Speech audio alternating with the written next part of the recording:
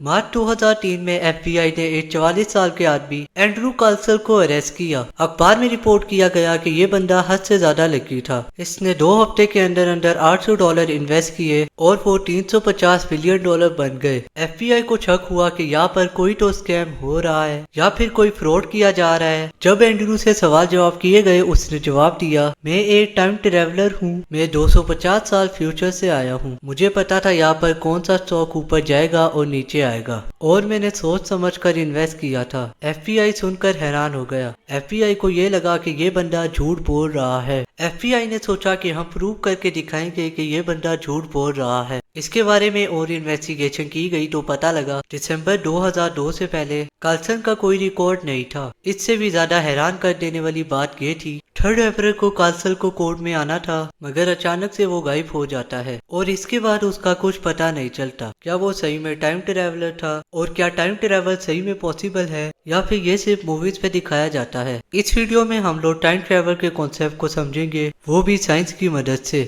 They didn't bring us here to change the past. Time travel. Practical application.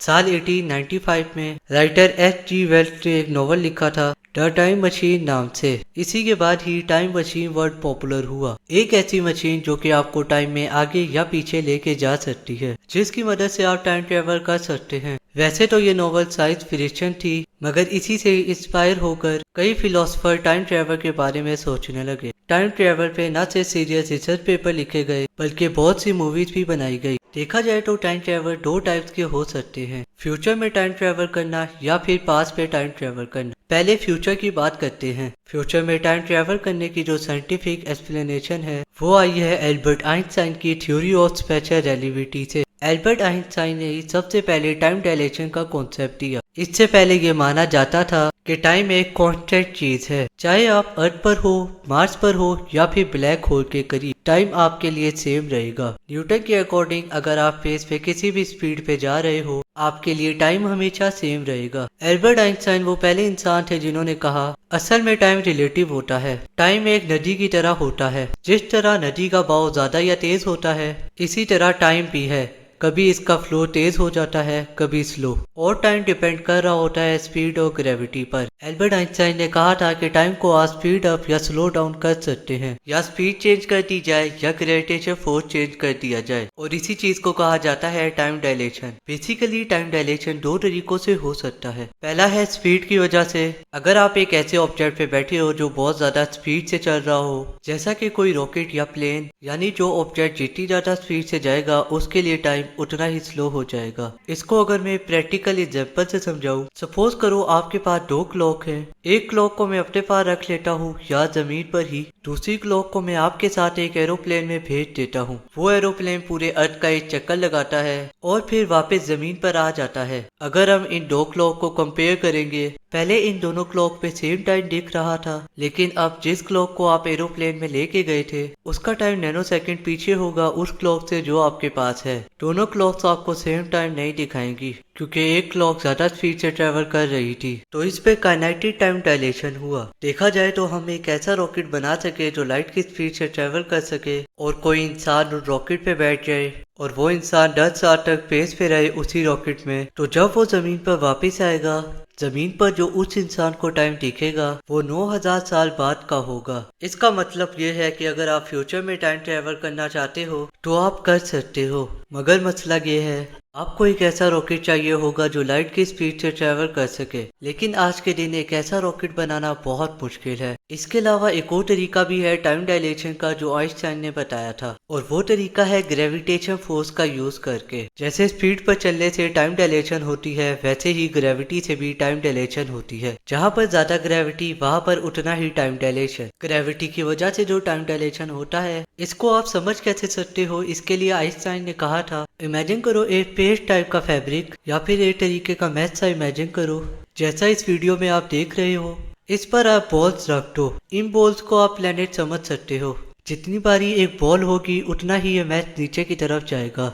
जितना ज्यादा match एक planet पे होगा उतना ही ज्यादा उसका ग्रेविटेशन फोर्स होगा। जैसे अर्थ का ग्रेविटेशन फोर्स है, जुपिटर का ग्रेविटेशन फोर्स अर्थ से भी ज्यादा है, और सन का ग्रेविटेशन फोर्स जुपिटर से भी ज्यादा है। ऐसे ही स्पेस टाइम के फैब्रिक में आपको कर्व देखने को मिलता है। एक ऑब्जेक्ट के ग्रेविटेशन फोर्स से जितना ज्यादा आप एक ऐसे ऑब्जेक्ट के करीब आएंगे जिसका ग्रेविटेशन फोर्स ज्यादा है, उतना ही ज्यादा टाइम आपके लिए स्लो हो जाएगा। यानी आप अगर फ्यूचर में टाइम ट्रेवल करना चाहते हैं, आप थोड़ा टाइम जुपिटर में रहें या फिर ब्लैक होल के पास। इसी कॉन्सेप्ट को इंटरस्टेलर मूवी में भी दिखाया गया था। इनके जो मेन कैरेक्टर हैं वो ब्लैक होल के पास एक प्लेनेट पे उतरते हैं जहाँ पर वो कुछ टाइम गुजारते हैं और हर एक घंटा जो वो वहाँ गुजारते हैं वो अर्थ के लोगों के लिए 7 साल होते हैं। देखा जाए तो मैंने आपको 2 तरीके बताए हैं फ्यूचर में टाइम ट्रेवल करने के। पहला तरीका है कि स्पीड से ट्रेवल करो, दूसरा किसी ऐसे प्लेनेट के पास आ जाओ जिसके पास सबसे ज्यादा ग्रेविटी है। ये तो हो गई फ्यूचर की बात, पर क्या हम पास्ट में टाइम ट्रेवल कर सकते हैं? पास्ट में हम अभी तो टाइम ट्रेवल नहीं कर सकते, लेकिन हम पास्ट में जाके एक झलक जरूर देख सकते हैं, क्योंकि लाइट को कहीं भी ट्रेवल करने में काफी टाइम लगता है। अगर हम लाइट से पहले कहीं और पहुंच सके और वापस एक झलक देख सके, जो लाइट हमारे पास ट्रेवल कर रही होगी वो पुराने जमाने की होगी, तो एक तरीके से हम पास्ट में झलक देख सकते हैं। पर क्या हम पास्ट में टाइम ट्रेवल कर सकते हैं? 28 जून ईयर 2009 में स्टीफन हॉकिंग ने एक पार्टी रखी थी। उस पार्टी की खास बात यह है कि वो पार्टी टाइम ट्रेवलर्स के लिए थी। अगर कोई फ्यूचर से टाइम ट्रेवल करके इस जमाने में यहाँ पास्ट में आया है तो वो इस पार्टी में आ सकता है,